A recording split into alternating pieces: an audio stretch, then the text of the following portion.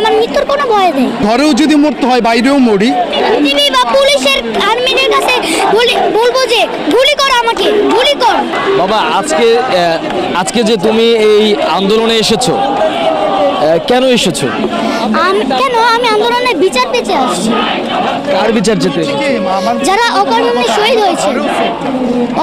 শহীদ হয়েছে যারা। এখন তুমি কি চাও? এখন আমি চাই প্রতিবাদ।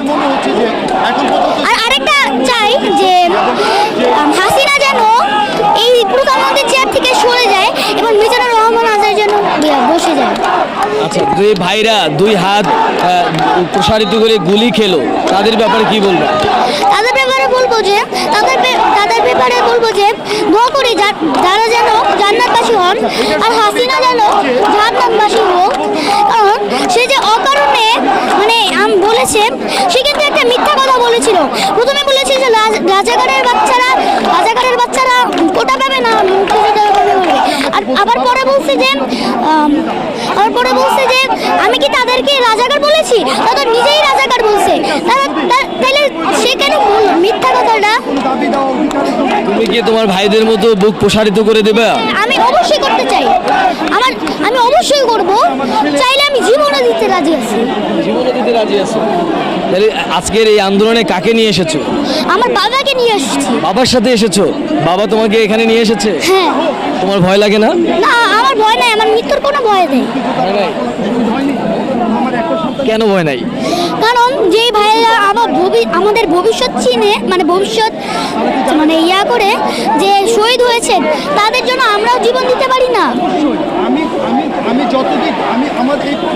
দর্শক, আপনারা দেখছিলেন যে আসলে এই আন্দোলনটি আসলে কোন পর্যায়ে গিয়ে পৌঁছেছে, সেটি এরকম একটি ছোট বাচ্চার কথাই আসলে কিন্তু বোঝা যাচ্ছে যে এখন এই আন্দোলনটি আসলে যেমন শিশু থেকে বৃদ্ধ আসলে সব পর্যায়ে কিন্তু এই আন্দোলনটা আসলে ছড়িয়ে পড়েছে।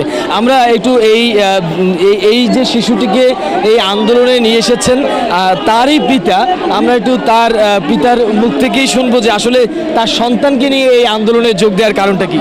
আচ্ছা, আপনি তো আপনার সন্তানকে নিয়ে এই আন্দোলনে এসেছেন, আসলে এতটুকু বাচ্চাকে নিয়ে আসলে আন্দোলনে আসার কারণ? আচ্ছা, মূলত এর কারণটা হচ্ছে আমরা তো ঘরেও সেফ না, সুতরাং ঘরেও যদি মরতে হয় বাইরেও মরি, সেই চিন্তা থেকে। আর আরেকটা ব্যাপার হচ্ছে, আমার ছেলে যখন রংপুরে আবু সাইদ শহীদ হন, তখন ওই ভিডিওটা দেখে সারা রাত কান্না করেছে আর বসে এই ছেলেটাকে কেন মারছে। তখন আমি তাকে বুঝাইছি, বুঝানোর পর সে আমাকে বললো, বাবা এই আন্দোলনে যখনই মিছিল হবে তুমি আমাকে নিয়ে যাবা। আমি বললাম যে যদি কোনো সমস্যা হয় তুমি কি ভয় পাও? সে বলছে, কি বলছে?